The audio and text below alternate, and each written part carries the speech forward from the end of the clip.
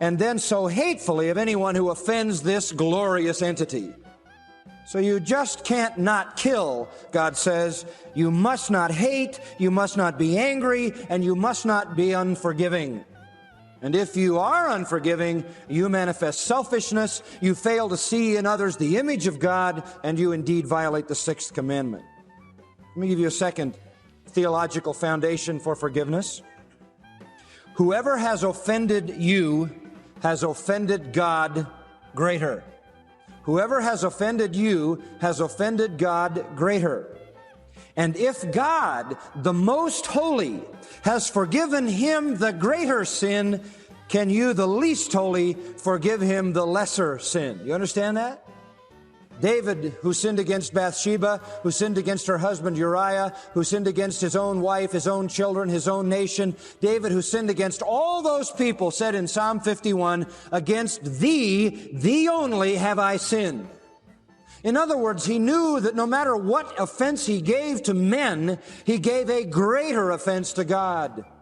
And if God can forgive the greater offense, then why can't you forgive the lesser offense? That's the point.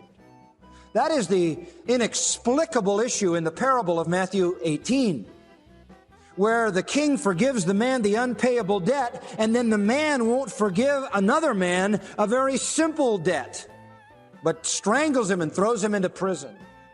And the point is, how in the world can you see God forgive the greater offense and you not forgive the lesser? Any crime against you is a greater crime against God.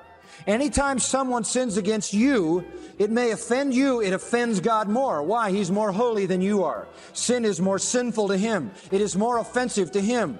The same offense may be a serious thing to you. It is a far more serious thing to an infinitely holy God.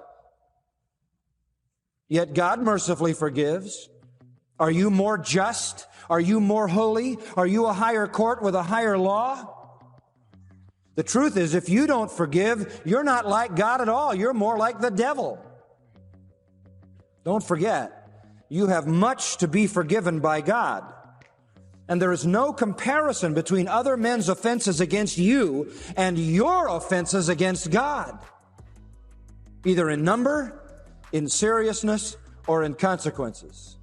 No man could ever offend you the way you offend God, and God forgives you. Can you not forgive others? You deserve damnation from God, and so do I. But he gives us mercy for all our transgressions. Are you going to spend your life seeking revenge for the little petty injuries that have come against you? Principle number 3. Very important. You will not enjoy forgiveness from God if you don't forgive others. We have noted that in Matthew chapter 6, verses 14 and 15, where God says, if you forgive others their trespasses, your Father will forgive you yours. If you do not forgive others, he will not forgive you. In other words, in the sense of our relationship to God, we will stand before God with unforgiven sin under his chastening if we do not forgive others. That is a high price to pay for a lack of forgiveness. If you refuse to forgive someone else, then God refuses to forgive you. And you are cut off from meaningful communion with God, and you are brought under chastening. Number 4, you will not enjoy the love of the brethren if you don't forgive. You will not enjoy the love of the brethren if you do not forgive. In other words, you will never be able to participate in the joyous communion and fellowship and love of Christian believers if you don't forgive. Do you remember that parable in Matthew 18? Remember the man went out and strangled this guy, and he said, I want all you owe me, and he wouldn't pay him, so he threw him in prison till he paid everything he owed. Here was a man that God had forgiven, but he wouldn't forgive a friend. In verse 31 of Matthew 18, it says, and all of that man's friends went to the Lord and told the Lord what that man had done, and said, Lord, you've got to deal with that man. What is that? I'll tell you what it is. Your Christian friends seeing you with an attitude that is unforgiving, going to God and saying, God, you've got to discipline that person. There is really a picture of church discipline. The saints collecting before God and saying, God, carry out some discipline in that person's life. You'll destroy your own relationships with other Christians who will then have to go to God and ask Him to deal with you in terms of discipline and chastening if you don't forgive. If you don't forgive, they'll be unforgiving, and they'll ask God to deal with you. And so you'll not only lose communion with God, but you'll lose the sweet, encouraging, loving, affirming support of other believers who see you as a threat to the purity of the church and go to God to have your life changed or to get you thrown out. Number 5, a very important element in understanding forgiveness. If you won't forgive and rather seek revenge, you have usurped the authority of God. You have usurped the authority of God.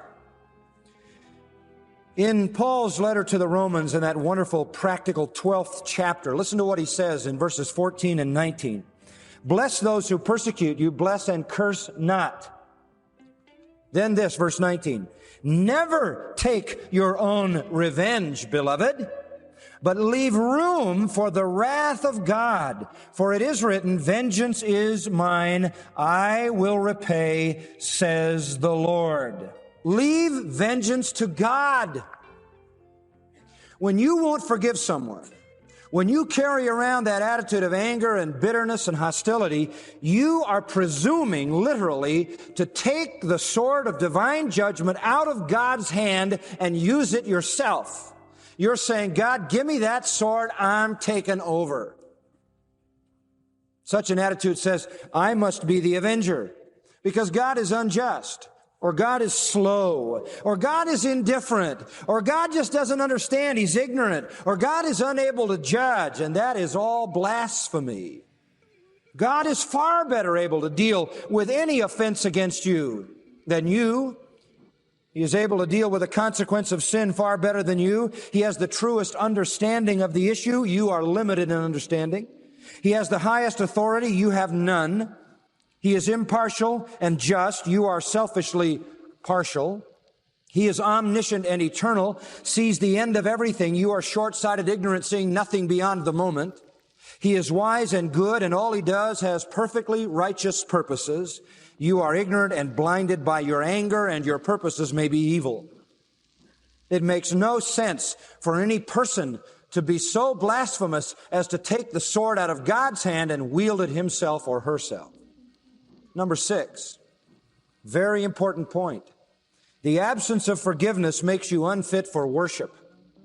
The absence of forgiveness makes you unfit for worship. Again, in the Sermon on the Mount of Matthew chapter